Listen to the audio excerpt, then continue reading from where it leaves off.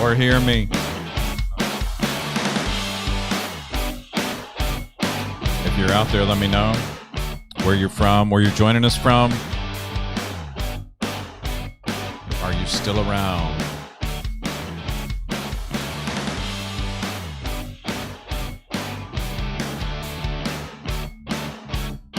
Anyone?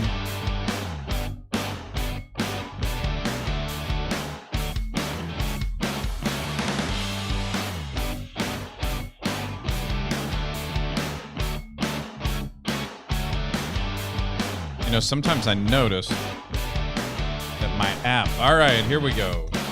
There's Sonny, Wayne, Reggie, Tiffany.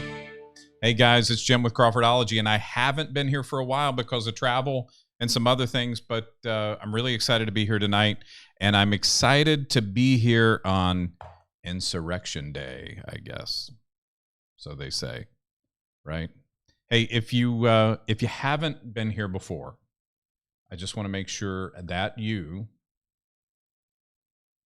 well, here it is. Subscribe, like us on Facebook, and hey, we are actually getting out on the Getter site, so I'm going to talk about that in a minute.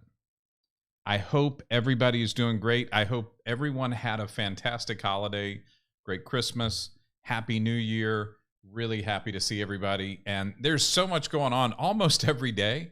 It's impossible not to want to get out here and podcast. But man, I got my other stuff that's been keeping me back, keeping me down. Actually keeping me up. It's positive stuff. Look, our number one goal as a country should be just really to look at the world honestly and to look at ourselves honestly. And to ask ourselves, you know, are the things that are going on, or the things that we're told about by our elected officials, are they true? And we're going to talk about that today. Hey, Dale, I see you there. Great to see you. Great to see everybody. Fantastic group jumping in. Betty, hey. Janet, Shelley, hey, Shelley. So we live and we do our work and we do our normal lives, and we rely on our elected officials to actually come back to us and to tell us what's happening in the world, what's happened here, what are the problems we need to resolve, how can we move the country forward, how can we avoid being caught up in, you know, all the political infighting and positioning and the backstabbing and the corruption that goes with, you know, the power of Washington, D.C., the power of many of our state governments and city governments, local governments. You know, it's probably true that many people get into politics thinking they're going to change the world, but it's probably also true that many people, once there, realize they can't, but they do see that there are some benefits and perks to being in politics, and therefore they are going to capitalize on it. And they do. They capitalize on it at our expense. So today is January 6th, of course. 1 year ago today was the inauguration of Joe Biden, the certification of the election, and of course the violence there at the Capitol.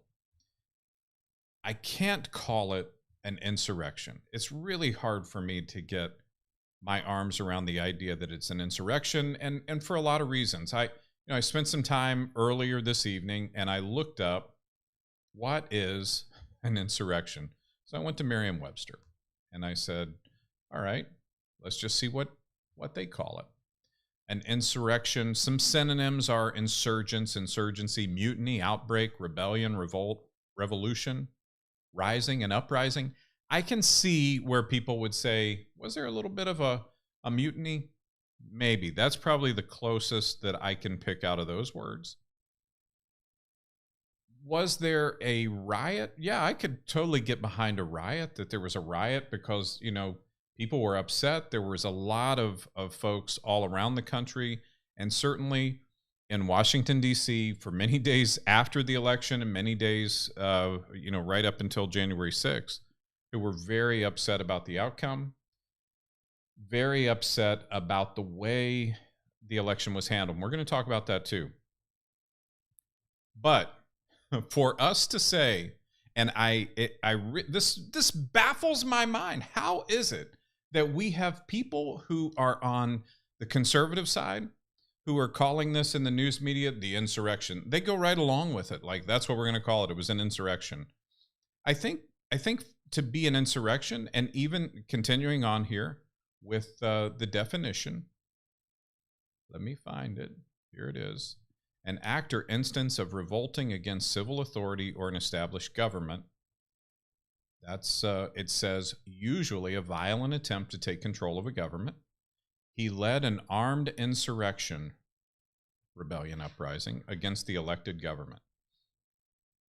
So they say later that, hey, an insurrection is usually used in an armed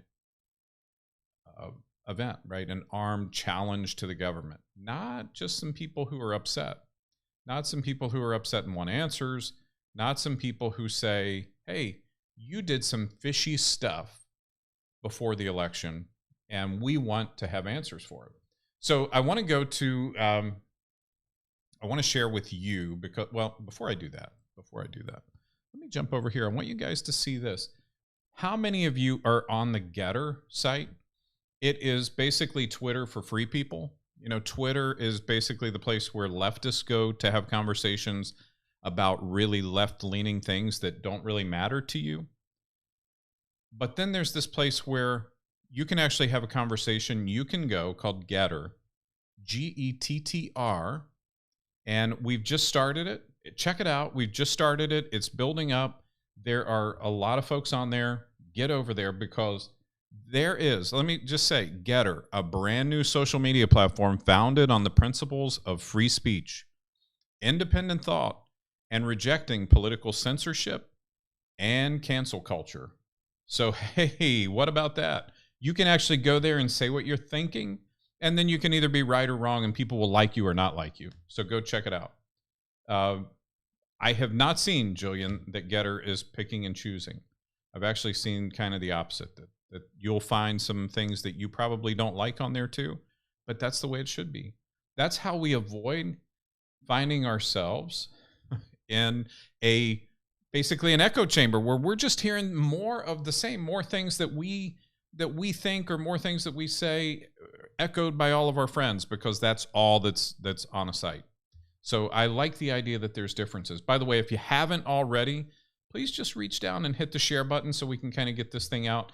As always, my friends at Facebook like to keep us kind of held down so that there's not a big distribution, and we need your help to do that. Also, if you're on YouTube, please share, please like and share. Do it a few times, actually host a watch party, whatever. Let's get some more people coming back, because we've got some big news we're going to share towards the end of the show of what we're doing right now at Crawfordology and AmericanOne. If you haven't done it yet, my big question would be, why not? AmericanOne, look here. That's gross. But we've got, I don't know why they have to show it 15 times, but we have some great content on here at AmericanOne, and I hope that you will take some time, stop over, read some of the articles, follow what's going on. There's some really good things that happen there. And as the information comes to us, we try to get it out in the day and make it flow for you and hopefully make it enjoyable. So meet us over at AmericanOne. And remember, AmericanOne is where we went when they decided that we weren't allowed to broadcast on Facebook, or they started to suppress our content, and then on YouTube, the same thing. So, all right, now on with the story. I want to take you to this. This is the Wall Street Journal, and we are looking at President Biden. So I want to give us a second here, and let's just hear what President Biden said today. Are we going to be a nation that lives not by the light of the truth, but in the shadow of lies? We cannot allow ourselves to be that kind of nation. The way forward is to recognize the truth and to live by it. The big lie being told by the former president and many Republicans who fear his wrath is that the insurrection in this country actually took place on Election Day. November 3rd, 2020. Think about that. Is that what you thought? Is that what you thought when you voted that day? Taking part in an insurrection? Is that what you thought you were doing? Or did you think you were carrying out your highest duty as a citizen and voting? This is not a land of kings or dictators or autocrats. We're a nation of laws, of order, not chaos, of peace, not violence. Here in America, the people rule through the ballot, and their will prevails. So let us remember, together, we're one nation, under God, indivisible. That today, tomorrow, and forever at our best, we are the United States of America. You know the thing, indivisible and the thing, right? Okay, so interestingly, that Biden would say, hey, we can't have dishonesty. We cannot have dishonesty, because I want to share with you from the Federalist a few. Okay, article June 24th. You can guarantee that I can add at least 10 more to this. But this is an article, June 24th, 2021. The full list of every lie Joe Biden has told as president, 107 and counting. Well, maybe the first one was that there's an insurrection on January 6th. I think so. An insurrection, again, go back and look at the definition, folks. Words have meaning, and that is important. We have to allow words to mean what they say and not try to rebrand or change the meaning when it's convenient to us, or when we can use it for an inflammatory political use. So Biden claims Trump's Republicans want to suppress votes and subvert elections. Do you remember this? This was right after the January 6th. He was trying to say, oh yeah, hey, this is what's going on. All right. In reality, Democrats and their buddies in big tech and corporate media were the ones conspiring to rig the 2020 election. Molly Hemingway says hundreds of laws and processes were changed in the months leading up to the election, sometimes legally and sometimes not, creating chaos, confusion, and uncertainty. Tech oligarch Mark Zuckerberg, one of the world's wealthiest and most powerful men, spent, think about this, folks, $419 million, nearly as much as the federal government itself, to interfere in the government management of the election in key states. $419 million. And guess what? How many of you think that Mark Zuckerberg spent $1 towards getting Trump in office or making the election fair? Please raise your hand or holler out, because I can tell you there was $0 spent towards that. Biden doubled down on the pandemic of the unvaccinated, right? It was the unvaccinated that was causing this problem, and he was urging parents to have their children get the COVID jab. And if you got 2 shots, we wouldn't have to wear the mask. Things would go back to normal. Well, maybe it's 3 shots, maybe 4. How about on your 15th shot? Maybe then you can make this work, right? So he says, Psaki, old Jen there, right, says, isn't it also fair to say that it's still also a pandemic of the vaccinated, giving the breakthrough? No, I'm sorry, this was the reporter. And Jen Psaki, her name is kind of hard for me to say. We should be very clear about the impact of not getting vaccinated, right? That it is the unvaccinated people that are actually causing the pandemic. Biden makes up the Manchin quote to pretend the senator supports his plans. Do you remember that? Back earlier in December, he was saying, oh, yeah, me and Joe went on TV today. I don't know whether it's TV or not. I'm told he was speaking the liberal caucus in the House and said, Joe Biden didn't mislead you. I misled you. So right here we have just, as in one breath, Joe is over here saying that it's so important that we be honest, but yet in the Federalist, there are 107 different instances that's as of June. Biden claims he played key role in desegregation. Well, we've all seen the video of him talking in the past to folks that was not great. In fact, in 1987, he says, let's see if we can just share this. Let me see if I can get this thing open without having to go to the Twitter version. During the 60s, I was, in fact, very concerned about the civil rights movement. I was not an activist. I worked at an all-black swimming pool in the east side of Wilmington, Delaware. I was involved. I was involved in what they were thinking, what they were feeling. I was involved, but I was not out marching. I was not down in Selma. I was not anywhere else. I was a suburbanite kid who got a dose of exposure to what was happening to black Americans when I, in my own city, worked there, one of the only white employee, as the only white lifeguard in this 13 or 14 lifeguards, to find out that many of these guys lived in that city their whole life, a small city, and never knew a white man. It was a revelation to me. So here's what happened. Let's see if I can get it to play. Here's what happened in... Maybe they've already taken it down. No, here we go. I got started in politics because of the civil rights movement. I noticed some of you were looking and I thought you were wondering, how does he know the black national anthem?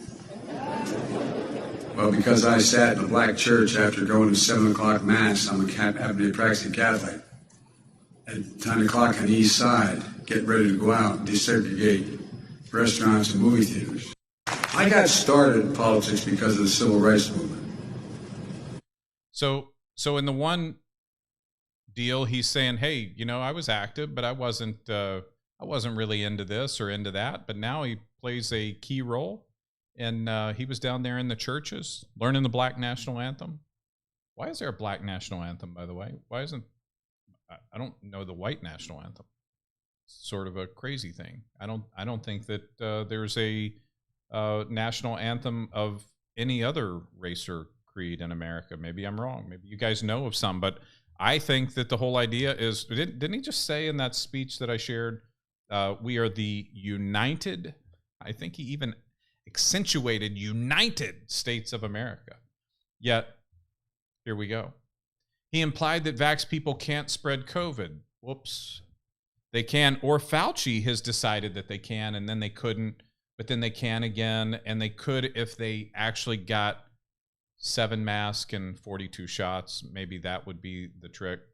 Biden says spending bill is fully paid for, while the CBO, the Congressional Budget Office, expects the price tag of $3 trillion added to the deficit. He claims he never supported war in Afghanistan. He says the deaths of our 13 service members in Afghanistan were inevitable. Everybody says you could have gotten out without anybody being hurt. No one comes up with a way to indicate to me how that happens, right? These are quotes from Biden. Biden pledged there would be no vaccine mandate. Wrong again.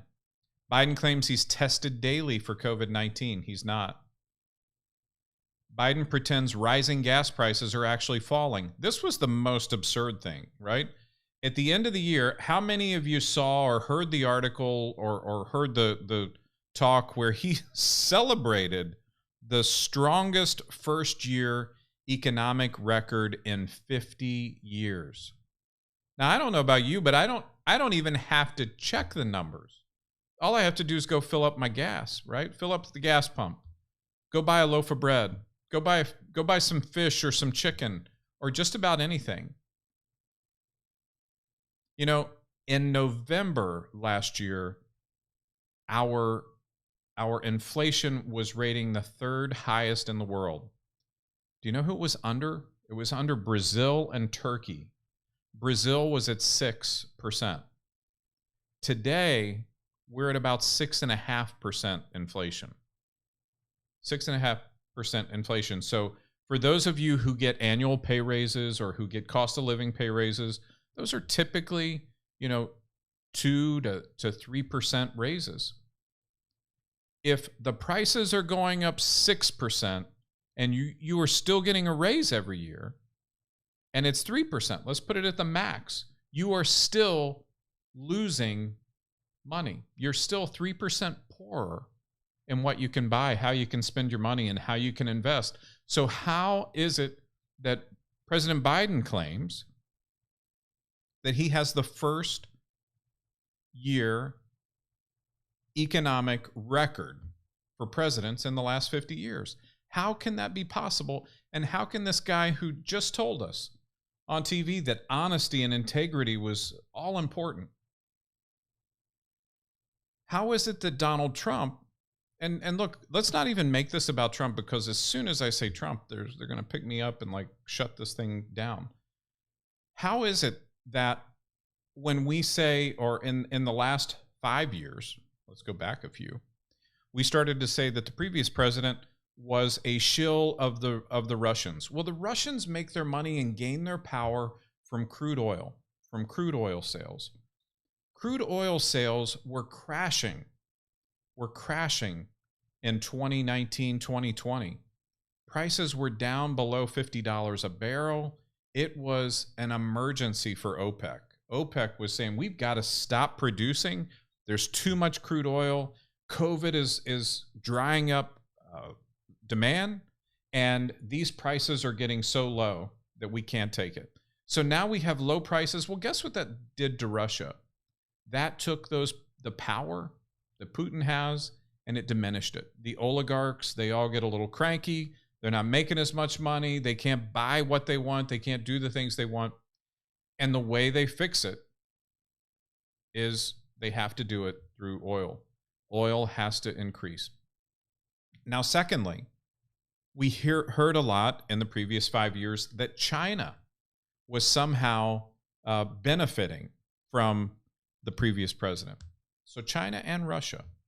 And the only thing I can say about this, and this is the thing that really makes me just kind of, it's like a cheese grater on my cheek, it is the idea that we say, or these folks say, that one party is doing something that's enabling a foreign government.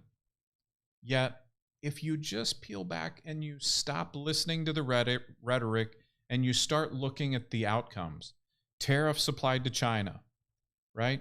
A lot of restrictions, a lot of pressure on China was really starting to hurt China until in comes Fancy Joe, and he wins the presidency. I know. Let's not even argue that point. But look at China now. China's on the rise. In fact, they plan 22 rocket launches in 22. 22 rocket launches in 22. Because their plan is to win the space race. Russia is on the rise. They set with 100,000 troops on the Ukrainian border, threatening the potential to invade Ukraine and take the rest of Ukraine. China threatens to invade Taiwan and claim Taiwan, leave their sovereignty and take it on. None of this was happening a year ago. None of this was happening 5 years ago. In fact, quite the opposite. Things were going in the right direction. U.S. manufacturing was up. Minority employment up. All-time high for Black and Hispanic employment. Yet somehow we allow the Democrats to steal the discussion. And steal is the only thing I can say is it's stolen. When you have done a good thing and they take that good thing and they subvert it and they say, it's not good. This wasn't a good thing. Those guys have it in for you. They're racist. They are trying to keep you down. Yet all the evidence is the opposite. The evidence is your unemployment rate is lower than it's ever been. There's more opportunity in Black and minority communities than ever. So what did they do? We've got to do something. We've got to do something. And what's the something? The answer was Black Lives Matter. The unfortunate situation, certainly the unfortunate death of George Floyd, was simply the boiling point they were waiting to launch upon. And if you look at the riots and you look at the things, because if we want to talk about an insurrection, you know, taking over police precincts, taking over government buildings, burning private business, taking over entire cities, and claiming that, hey, you're not welcome to come here because we now own this city, right? You're not a citizen here. You have nothing here. It's been taken. This is incredible to me. And how, you know, what's the payoff? Well, let me keep going on the Biden lie, because I will tell you that as long as they are talking, as long as Jen Psaki is up on that podium, they're concocting and they're making up a plot and a plan. And the next thing is, you know, we're going to come back to this to talk about the election that's coming up, because I guarantee you they're terrified about the midterms. They have to be terrified about the midterms. Folks, we don't want to continue with this separation, with this dissension, but we've got to take the dishonesty out of politics. We've got to expose these folks once and for all, and they've got to go away from politics. You know, have a nice and happy retirement. The thought that Joe Biden's even considering a second term is a little bit unbelievable to me. I had almost a certainty in my mind that he would already be out by now, and that Kamala Mala Ding Dong would be in the White House. Yet here we are. Here we are. She's on the outs almost. I mean, he may get a new vice president if he runs again. It's quite incredible. It's quite incredible. So he's made up stories about going to Israel in 1967 during the war. He was there during the war. He claims that he was there during the 6-Day War. I have known every prime minister well since Golda Meir, including Golda Meir, Biden said in the East Room. And during the 6-Day War, I had an opportunity to. She invited me to come over because I was going to be the liaison between she and the Egyptians about the Suez and so on and so forth. Meir, however, was not elected prime minister till 1969, 2 years after the 6-Day War. Levi Eshkol was the prime minister in 67, and he served from 63 to 69. Biden repeats false claims that he used to drive a tractor trailer. Are you kidding me? Right? This is Creepy Joe, the guy who lets kids run their fingers through the hairs on his legs at the swimming pool.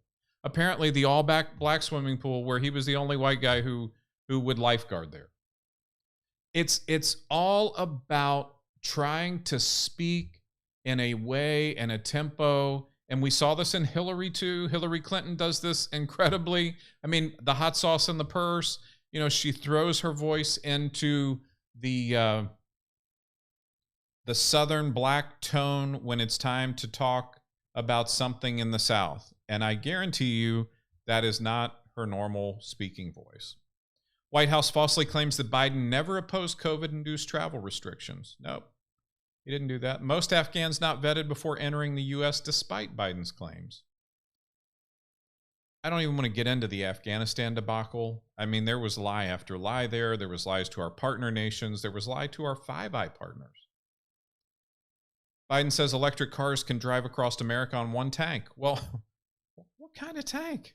What kind of tank do you put in an electric car? This just shows more of what we have right now in the White House. And guys, it is not good. It's not good.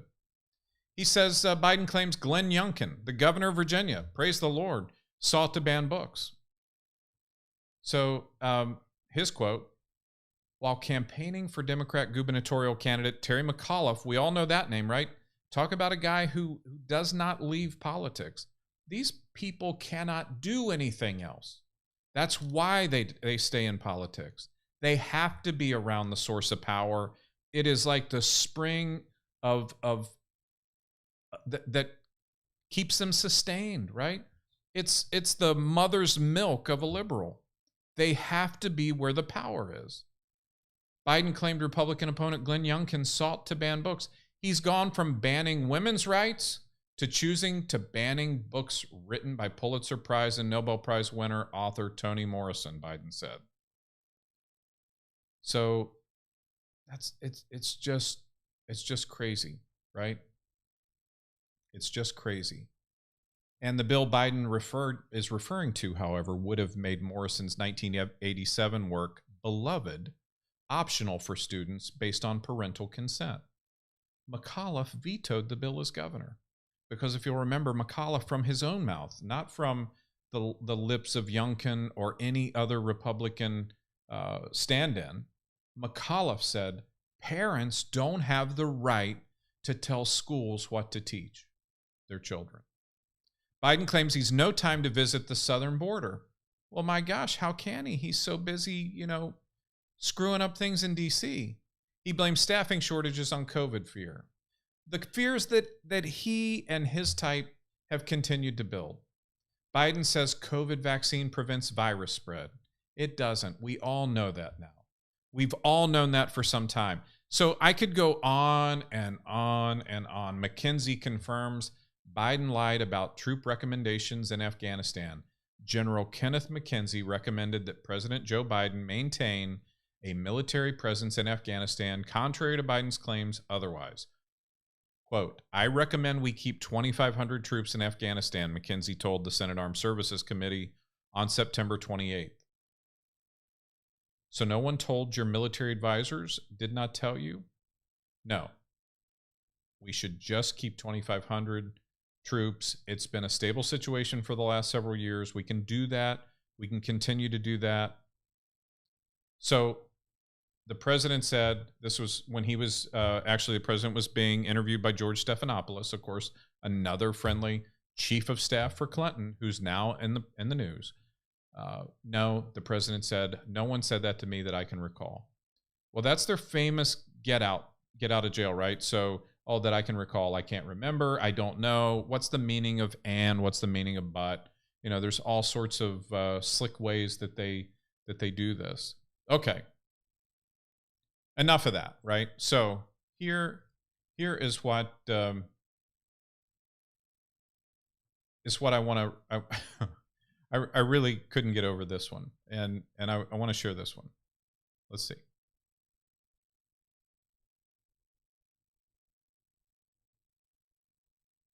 I'm standing here in Bedford, Indiana. Not that one. That's not the one.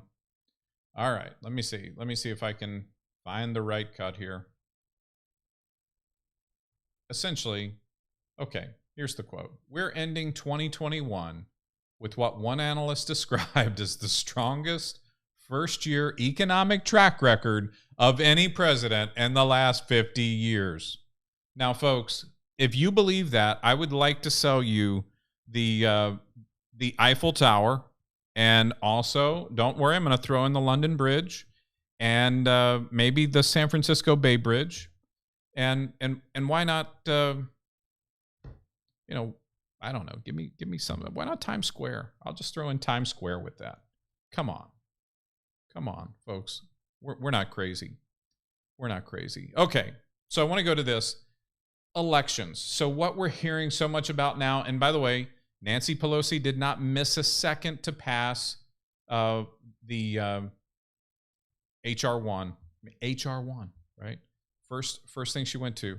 Okay, elections in the Constitution, it says, and I checked this because I really wanted to understand what's our risk here.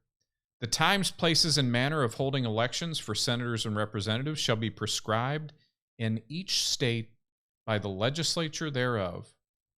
All right. Now, here's the catch. But the Congress may at any time, by law, make or alter such regulations, except as to the places of choosing senators.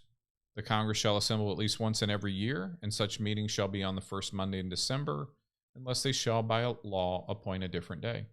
So the 20th Amendment changed the starting date for a session of Congress to noon on the third day of January. Okay, fine, they did that. They are trying now to pass a law, HR1, which they did pass, by the way, in the House of Representatives on March 8th, 2019. This was Nancy Pelosi's, and she's just been waiting for this thing to kind of come up and be able to get it through, which expands voter registration and voting access and limits removing voters from voter polls. It addresses voter access, election integrity, election security, political spending, ethics for the three branches of government, provides for states to establish independent, nonpartisan redistricting commissions, which I'm not so sure I'm against that one. The bill also sets forth provisions related to the election security, including sharing intelligence information with state election officials. Why would they have to do that? Because they said that there were no foreign interference. So would you share intel? All right. Protecting the security of the voter polls, supporting states in securing their election systems, developing a national strategy to protect the security and integrity of U.S. democratic institutions. All these things, folks, sound very safe and very American until you peel the 1,000-page bill back and you see that there are 54 amendments, 236 co-sponsors. It went through 10 committees and has 79 related bills with 231 actions. Okay, now, remember how they wanted Donald Trump's tax returns? This bill also requires candidates for president and vice president to submit 10 years of tax returns. This bill sets forth provisions related to ethics in all three branches of government. Code of ethics for federal judges, justices, prohibits members of the House from serving on boards for a profit entity. Hey, folks, did anybody think they were allowed to do that already? You can be a sitting congressman and be on a for-profit board. Like you could be on the board of Microsoft. You could be on the board of, Shell Oil. Yet no one sees that as a potential conflict of interest. I mean, somehow we have candidates who are not able to have a phone call with a foreign leader, yet we have congressmen who are sitting on corporate boards. That's incredible. That's incredible. This one was the one that worried me the most. It also made a dollar-for-dollar match of small contributions. The system involves federal matching of small contributions for qualified candidates. Well, guess what candidates would probably that would meet their need? Remember what was it, Act Blue or something like that came out that was part of, if you went to donate to BLM, it was actually going to the Democrat National Committee through, because we did it on the show. We actually went and we clicked and clicked and clicked, and you could see the URL change. So what this is, and what many of these deals are, is they simply become a grab for power. I need to make sure that I can never be forced out of this office, that no one can throw me out, that no one can unseat me from the high office that I'm in. Because I like living in the style and the life that I live, where the people of the United States are the ones who allow me to do it. And then I'll tell them how to behave. I'll tell them how to act, what to do, when to get vaccinated, where to go, when to wear the mask. And by the way, if they happen to be in Washington, D.C.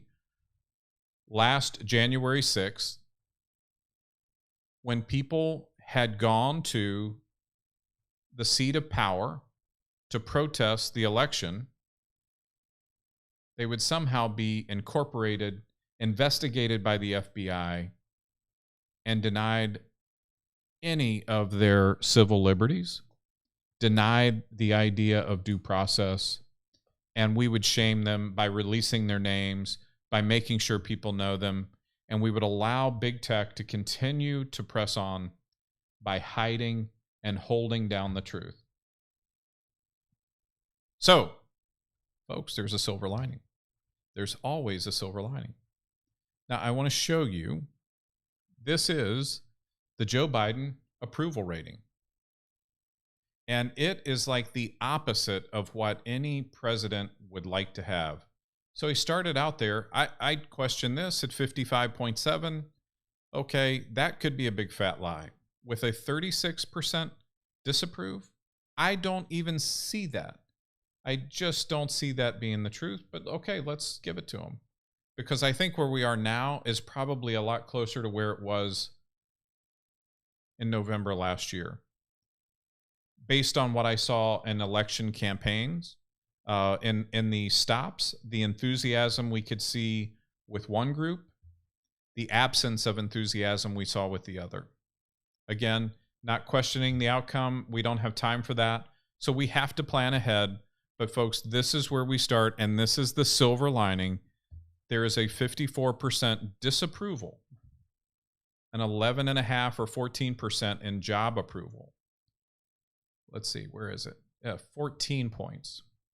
14 points, 57% disapprove, 43% approve.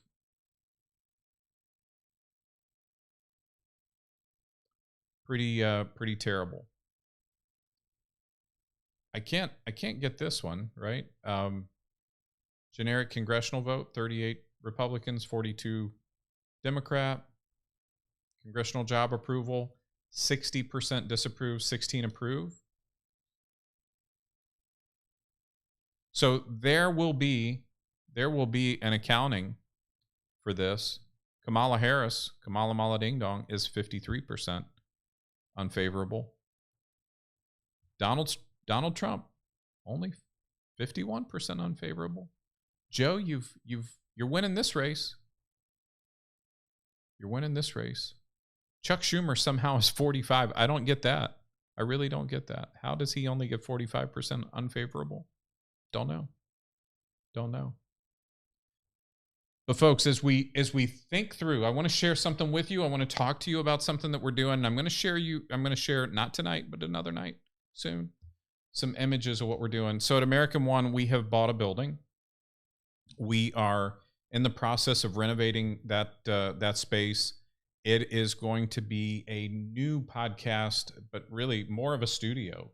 It's going to be an actual complete studio with all the capabilities and things, kind of like the other studio that we have that's a little bit on the small side, but we're doing a new studio. There's going to be some new features, some new things there that I know you're going to be excited about. We are also going to be bringing in some new talent. So AmericanOne will start to have new folks plugged in, and we'll see that there are a lot more people who think like us than there are people who think like Joe and Nancy and Chuck, right? It's just true. Kamala. Not a lot of people in the world think like that. There are a few people. So stand up, be strong, hang in there, and we're going to be coming back to you guys. It will not be like it has been. I do promise you that. My goal, I know at the end of the year last year, was to do one a week. We are definitely going to hit the one a week. Scott is going to make sure I do it. He made the announcement tonight so that it was in here early.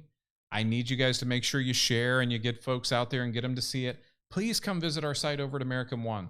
There's a lot happening there. We're going to be cleaning that up, getting things ready, and having some things happen. So we want you to do that. And soon, when we start in the new place, be ready for this, because I'm hoping we're going to have some call-in.